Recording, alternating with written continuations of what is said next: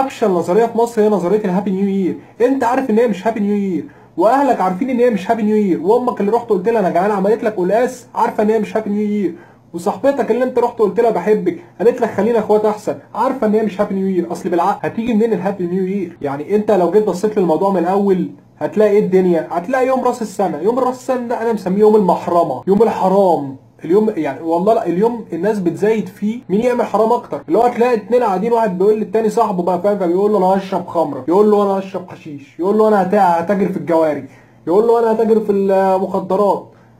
والله بيزايدوا على الحرام. يعني تحس ان في تيكيتات بتطبع في اليوم ده تروح تجيبها من 6 ستارز، فاسمها تيكتات جهنم فيستيفال. اللي هو تخش على الراجل تقول له مساء الخير، يقول لك ايه ده خمره؟ لا جهنم فيست ديجري. او انت ايه ده بنات؟ لا انت تيجي معايا جوه بقى. ايه يا عم في ايه ده؟ ايه اليوم الغريب ده؟ وبعدين تيجي حاجه تانية، تلاقي الناس ماشيه في اليوم ده عامله ازاي. تلاقي واحد كده شاب كده محترم في سن ال 35 سنه، وتلاقيه ماشي لابس الزعبوط الاحمر ده اللي هو عامل زي بتاع علي بابا وال 40 حرامي، اللي هو الفيت بتاع اللي بتلف ده، وماشي معاه زماره زي دي. وطول ما هو ماشي بقى هابي نيو يير. يا اخي احترم نفسك، يا اخي احترم نفسك واحترم طب ما تحترمش سنك، احترم كرشك اللي انت تعبه معاه. يبقى وسطه ايه يعني؟ يبقى شكله ايه وسط الكروش التانية؟ انا الحقيقه في ناس كتير سالتني، قالت لي ايه هتعمل ايه في يوم راس السنه او يوم المحرمه، وهتروح فين؟ هتسهر ولا هترقص ولا هو ولا ايه؟ انا عندي حل بسيط جدا لينا كلنا عشان السنه الجديده تيجي كويسه. ابتدي السنه الجديده بدش كده ينزل عليك من فوق، ينقي نفسك كده. يعني بص، دش كده وميه وصابون وتدعك نفسك كويس. لو انت ولد، لو بنت تدعكي نفسك كويس يعني.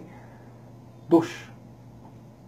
الحل في الدش يا جماعه، ميه تنزل عليك كده وتدعك ظهرك كويس عشان بياكلك، انت فاهم، وتتوضى وتصلي. لو انت مسلم، لو انت مسيحي تروح الكنيسه، لو انت يهودي تروح المعبد، تعمل اي حاجه. لازم يا جماعه نستقبل السنه الجديده بدش.